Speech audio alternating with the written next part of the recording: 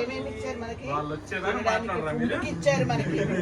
తర్వాత rice cooker, పెద్ద rice cooker. మొన్నటి వరకు ఏం చేసావురా?